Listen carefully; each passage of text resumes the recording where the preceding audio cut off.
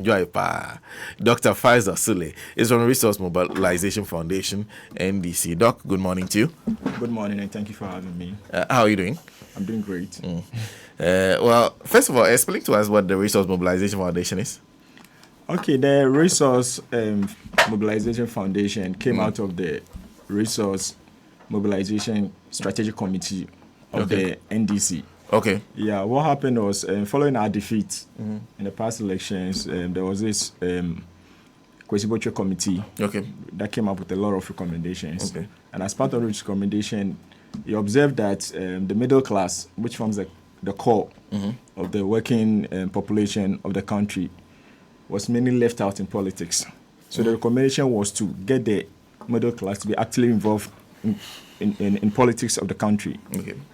So following this, the Resource Mobilization Strategic Committee of the National Democratic Congress established what we call what has now become the Resource Mobilization Foundation. And this is made up of about 52 institutions working all over the country. Okay. So from the energy sector, from the health sector, from performing arts, and quite recently even those into distillery all joining. And I would also use to take this opportunity to invite all other groups to join. Okay. So what we do is we've been in existence for some time now. We did some activities before elections. Okay. So before elections, we had a number of meeting regularly, and we're able to conduct some researches in some. It's a pro-NDC group. Okay. So we conducted some research at Adenta constituency and also Domiko Abenya.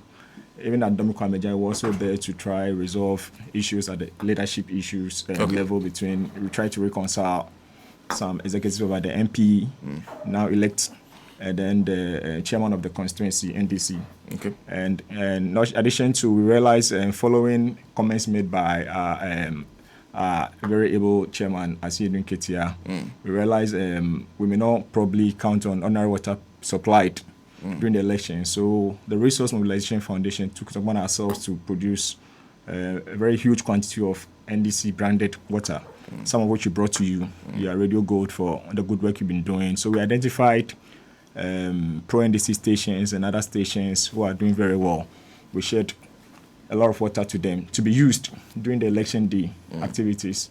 And after the victory to the glory of God, we went back to some of them, including Radio Gold, to probably celebrate with them. We popped champagne and also brought some small pastries also to celebrate with you. But our activities go beyond this. We the main job of the resource committee or the foundation starts after election. Okay. Because in like we all know now, John Mahama, probably the campaign went strongly with the 24-hour agenda. Okay. And to be able to implement and execute this 24-hour agenda, you need a middle class, which from much of this the working force. So we are there to mobilize them to see how we can take over the institutions and help the president implement what we call the 24-hour economy. Great. Having said that, I think the last time, one of the opinions you had, the Resource Mobilization Foundation, was that Speaker Bagbin should be maintained as Speaker. Yeah. At the time, what informed that thinking? Well, we had a press release before the announcement by the president to encourage all the members of parliament to maintain Speaker Bagbin. We thought Speaker Bagbin had a lot of experience, which within the country needs. Okay, more so at this time, he's a man of integrity. Even when we had a hung parliament, he was able. That's the most difficult period in the history of, or probably any period, the most difficult time any speaker could have in parliament. Even with that, he excelled and he did so well. And moving into an era where we are in a minority and we have our opponents being a minority as explained. They are not so happy with that. We still need somebody who will probably keep the standards high, and we know with him over there, we ourselves going to be a check on us. We're not going to have our way easily, and this is something which is good for the nation. It's not just about the NDC; it's about what the nation needs. The standards don't need to be compromised. Yeah. So one, his experience.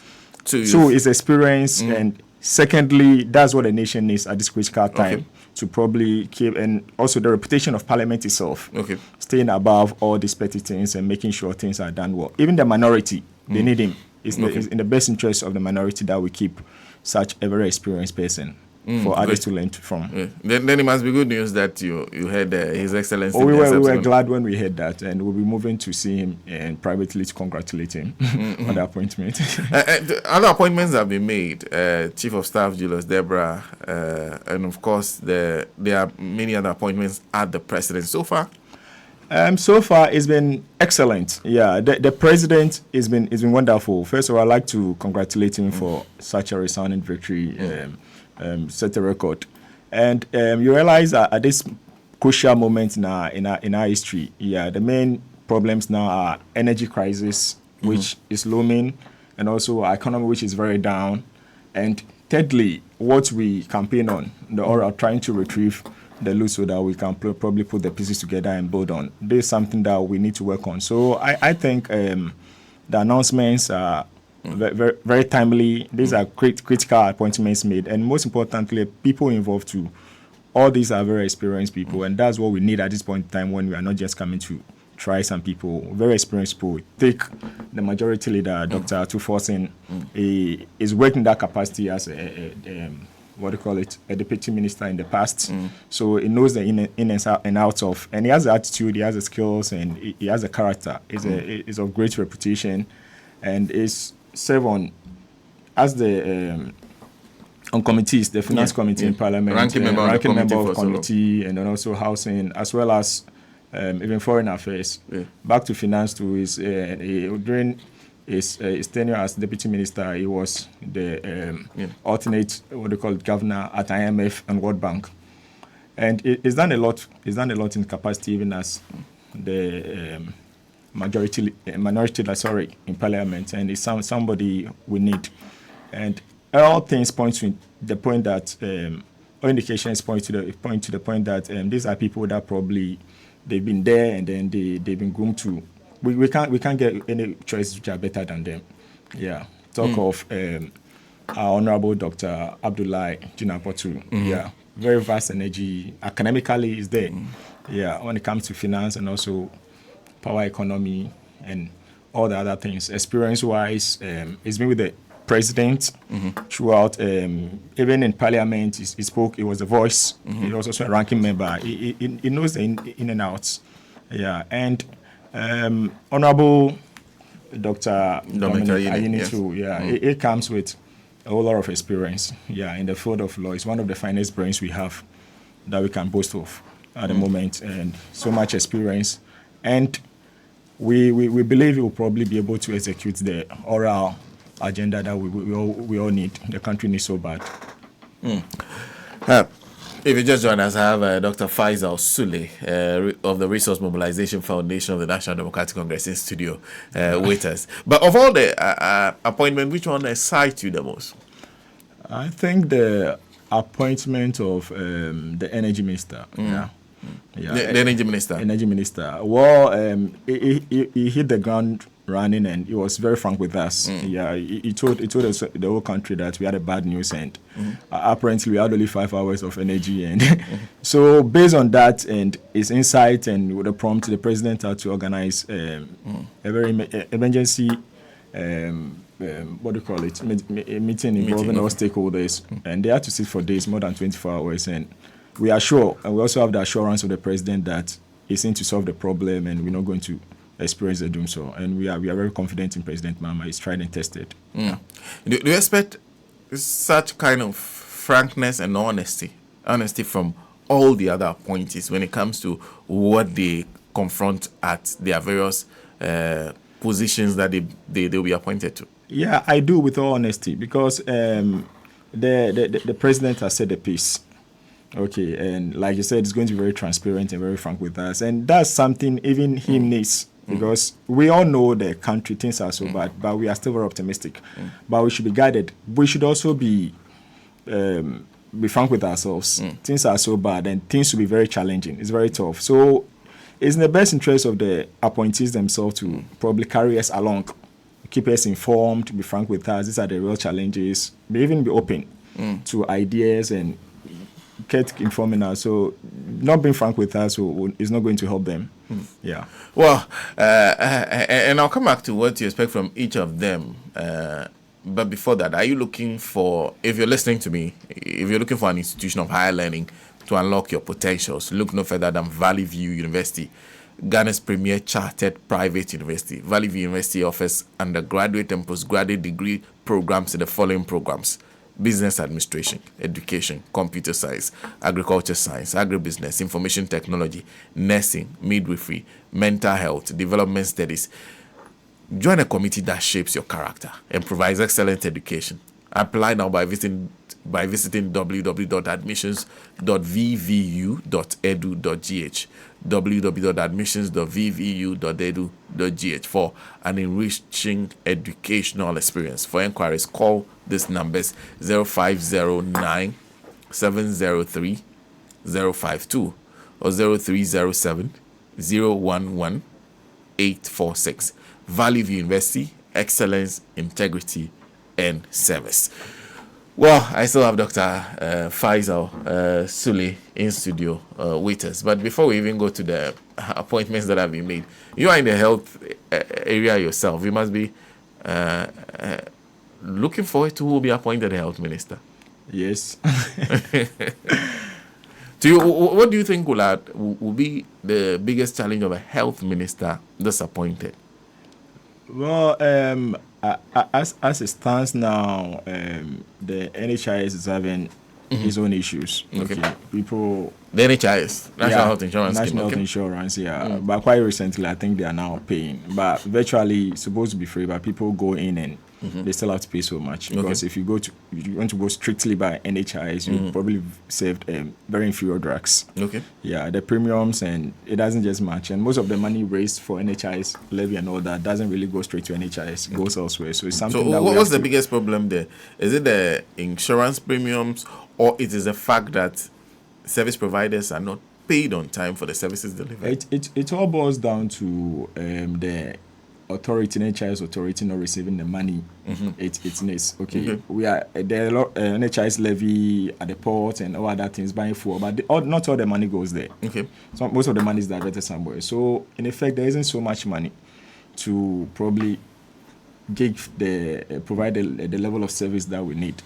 Okay, so we have some of the very important, essential treatments for some diseases that are not on. Quite recently, dialysis is on, but that's something that will be probably start with just a few facilities. I'm hoping it will catch on with other facilities. But moving forward, the kind of monies they pay for, probably you go and say you're going for malaria treatment, and the NHI authority is paying the facility just a small amount, which is supposed to encompass the consultation, the drugs, laboratory investigations, and all that. So the facilities are compelled to probably charge patients the right amount to buy the drugs, that's quality drugs. Okay. Yeah, but moving forward, I think there might be a lot of work to be done there. Okay. And besides that, too, there are other major health concerns that the government will be facing, as raised in the manifesto, which we tackle. Yeah. Okay. So you see a lot of work ahead for the person who will be Minister for Health. Yeah, there's going to be a lot of work, and expectations are also very, very high of that person, and it's going to be a tough challenge. But I'm sure we have the men. We have people who are, some names have come up, and I don't know who will probably emerge as that appointee, but all the names are very strong candidates. Yeah, so I'm very confident we'll get them. We'll work together. In fact, one of the biggest things with the health sector is that the biggest attraction is now migration. Yeah. Just leave the country. Most people really want to leave the country, and some people just haven't had the opportunity to leave. Majority people, either if you meet the ordinary health worker in Ghana, either the person is about to leave, or the person is on his way, or probably just preparing. Yeah, majority of people want to leave. So this is also a major blow to the health sector because human resource. And gone are those days when we have just younger nurses and doctors living. Now we have very experienced people living, and that's very experienced. Very experienced. Critical skills. You get highly skilled nurses in critical care units living now. You even have very senior. Even Kolebu just last year, out of we had one very senior person who is also a brain surgeon. Okay. Also Left the living. country. Yeah. So we have very senior people living. That's a because people have gotten to the realization that even if they are to go and spend just 5 years abroad, they can make much more money. So this is a big challenge to whoever will come out as health minister. We have to find a way of incentivizing people and then convincing people to stay, which is So the which is a biggest big issue problem. is the fact that they feel that they are not getting paid. You don't get what you deserve. Okay. But you still don't expect to get exactly what your colleagues out there are getting. But when you have the economy working against you, expectations are high, and everything going against you, realize it's not just worth it. And can be very scary for yourself, and you also think about the future of your kids. So a lot of things goes into the. But I'm sure if the environment is made conducive and there are more incentives and economy is better, I think a lot of people will stay because after going, a lot of realize that it's not just about only money. You start making the money and then you realize, oh, there's something more than the money. So if we can get good appointees and get a few things, some incentives in place, I'm sure we can also capitalize on that, find a way of, very innovative way of probably making money even out of the So key exodus to of, keeping them here yeah. is also the matter of dealing with the economy. Yeah, if the economy is good, people will stay. Okay. If the economy is very good, a lot of people will stay. I see. Yeah. Well, I'll come back to you, but first let me have a quick conversation with Ebenezer Havon, who is President, Positive Transparency Accountability Movement. Thank you for joining us, and good morning to you. Good morning, sir. And I hope you're well. I'm fine, sir. Yeah, Ebenezer has joined us because the Positive Transparency Accountability Movement